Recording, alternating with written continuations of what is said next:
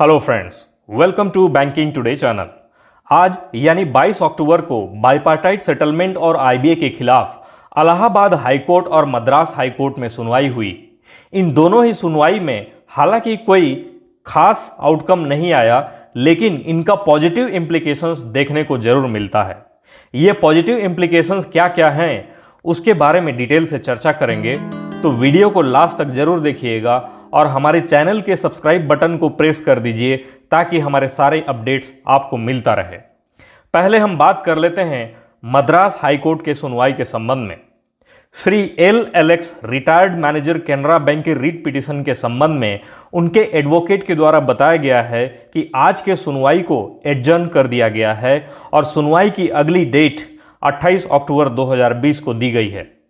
और इसमें एक इम्पॉर्टेंट बात बताया गया है कि पिटीशन के रिस्पोंडेंट आईबीए के द्वारा ओरल अंडरस्टैंडिंग दिया गया है कि अगली सुनवाई की डेट यानी 28 अक्टूबर तक बाइपार्टाइट सेटलमेंट के जॉइंट नोट पर साइन नहीं किया जाएगा।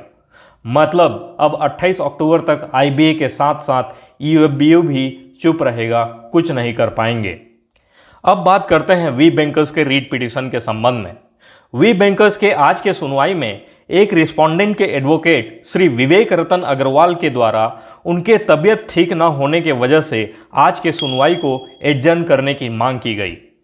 और वहीं पिछले सुनवाई में गवर्नमेंट का पक्ष रखने के लिए additional solicitor general of India को प्रेजेंट रहने के लिए बोला गया था, वो भी एब्सेंट थे और उनके द्वारा मौखिक आश्वासन दिया गया है कि सुनवाई का यह सिलसिला बरकरार रहेगा, इसमें कोई छेड़छाड़ या रोक नहीं लगाया जाएगा। और एडवोकेट श्री विवेक रतन अग्रवाल के अस्वस्थता के आधार पर आज के सुनवाई को एडजर्न किया गया है और एक नया डेट दिया गया है 3 नवंबर 2020 का। तो अब नई रीट पिटीशन के रूप में अगली सुनवाई 3 नवंबर को होगी। इसके तुरंत बाद वी बैंकर्स के द्वारा एक सप्लीमेंट्री एफिडेविट प्रस्तुत करते हुए त्योहारी सीजन को ध्यान में रखते हुए सभी बैंकर्स, ऑफिसर्स और वर्कमैन स्टाफ्स को 22 जुलाई 2020 के एमओयू के आधार पर 1 महीने के वेतन के बराबर एडहॉक अमाउंट एडवांस में पेमेंट करने के लिए रिक्वेस्ट किया गया। अब बात करते हैं इन रीट पिटीशंस के पॉजिटिव इम्प्लीकेशंस के बारे में। इलाहाबाद और मद्रास हाईकोर्ट्स के द्वारा पिटिशनर्स के रीट पिटीशन को प्राइमा फेसिया देखते हुए जेन्युइन माना है, तभी दोनों ही हाईकोर्ट्स के द्वारा हियरिंग्स के लिए एंटरटेन किया गया है। आज के इस सुनवाई में रिस्पोंडेंट्स के एडवोकेट्स एब्सेंट रहे और जो आए उन्होंने तबीयत खराब होने का रीजन देकर नया डेट मांगा और गवर्नमेंट का पक्ष रखने वाले additional solicitor general of India भी एब्सेंट रहे। इसका मतलब तो यही निकाला जा सकता है कि उनके पास कोई supportive evidence, facts and informations नहीं है, इसीलिए टाल मटोल कर रहे हैं। लेकिन यह टाल मटोल आखिर कितना दिन तक चलेगा? जब कोर्ट फटकार लगाएगा तब सरेंडर करना ही पड़ेगा और सच्चाई बताना ही पड़ेगा। 15 अक्टूबर के सुनवाई के बाद से ही आईबीए बहाना बनाकर जॉइंट नोट साइन नहीं किया और तब से अब तक आईबीए, ऑफिसर्स यूनियन और वर्कमैन यूनियन तीनों चुपचाप हैं। आईबीए ने मद्रास हाई कोर्ट को बोला भी है कि अगली सुनवाई तक मतलब 28 अक्टूबर तक जॉइंट नोट में साइन नहीं करेगा। इसका मतलब यह है कि जितना भी सुनवाई के डेट्स बढ़ें, जब तक कोर्ट कोई फाइनल डिसीजन ना ले ले तब तक आईबीए मजबूर रहेगा जॉइंट नोट में साइन नहीं करने के लिए। और यूएफबीयू के एडवोकेट्स भी सुनवाई में जा रहे हैं, तो यूएफबीयू को भी आभास हो ही गया होगा कि बाइपार्टाइट सेटलमेंट का भविष्य ही अब अधर में लटक गया है। यदि उनको यह नहीं लगता, अपने आप में कॉन्फिडेंट रहते, तो जिस तरह पिछले साल दिवाली के टाइम बैंक एम्प्लॉयज को 1 मंथ की सैलरी एडहॉक पेमेंट के तौर पर आईबीए को बोलकर दिलवाए थे, ठीक उसी प्रकार इस साल भी दिलाते ताकि अपने मेंबर्स का भरोसा जीत सकें। जबकि इनके द्वारा इस संबंध में आईबीए को कोई लेटर तक नहीं लिखा गया है। यह बात प्रूव करता है कि हाई कोर्ट्स के रीट पिटीशन रूपी यह थप्पड़ इनको बदहवास कर दिया है कुछ सोचने और करने से। कुछ लोग सोशल मीडिया में बोल रहे हैं कि यूएफबीयू ही ठीक है, वी बैंकर्स कुछ नहीं कर सकता, हाई कोर्ट की सुनवाई की डेट्स ऐसे ही बढ़ते जाएंगे वगैरह वगैरह। उनको मैं बता दूं कि ये डिटेल देख लो, 1st से 3rd बाइपार्टाइट सेटलमेंट तक 9 से 11 महीने का डिले किया गया। जो कि फिर भी एक्सेप्टेबल है, लेकिन इसके बाद फोर्थ बाइपार्टाइट सेटलमेंट से इनका लेवी बढ़ाने का सिलसिला चलते आया है। 2 साल से लेकर ऑलमोस्ट 3 साल तक डिले किया जा रहा है। ऐसे में बैंक यूनियंस तो अपने एम्प्लॉयज़ को 1982 से सुनवाई की डेट्स देते आ रहे हैं, कई सारे मीटिंग्स करते आ रहे हैं और बैंकर्स की सैलरी को गवर्नमेंट एम्प्लॉयज़ की सैलरी से कम करवाते आ रहे हैं। और जो एरियर्स बनता है उसमें कोई ब्याज भी नहीं दिया जाता आपको, ऊपर से उसमें टैक्स देना पड़ता है एक साथ।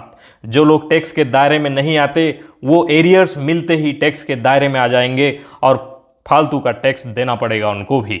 बाइपार्टाइट सेटलमेंट जिस डेट से ड्यू होता है उस डेट से सारे बेनिफिट्स जैसे lease rent, fuel allowance, medical benefits, LFC, HFC इत्यादि नहीं दिए जाते। और तो और IBA केवल 15% वेज इंक्रीमेंट दिया है, जिसका अमाउंट होता है 7,898 करोड़। बैंकर्स के लिए यह 7,098 करोड़ पूरा सैलरी है, जबकि इसका लगभग 50% 3,737 करोड़ केवल बोनस के तौर पर दिया जा रहा है सेंट्रल गवर्नमेंट के एम्प्लॉयज़ को, जिसके लिए पार्लियामेंट में पास करने के लिए मजबूर होना पड़ा है गवर्नमेंट को। रेलवे के एम्प्लॉयज़ केवल बोनस नहीं मिलने पर चक्का जाम करने का आह्वान तक कर देते हैं। वहीं EUFBU 3-3 साल से लटका कर रखा हुआ है और आज तक चक्का जाम तो दूर, इंडेफिनिट स्ट्राइक का कॉल तक नहीं ले पाए हैं। अपने एम्प्लॉयज़ के वेलफेयर के लिए कोई ऐसे लड़ता है क्या? अपने चार्टर ऑफ डिमांड्स में से कोई एक पॉइंट भी अचीव नहीं किया है। IBA अपने ही कंडीशंस पर एग्री करा रहा है, इसी को नेगोशिएशन बोलते हैं क्या?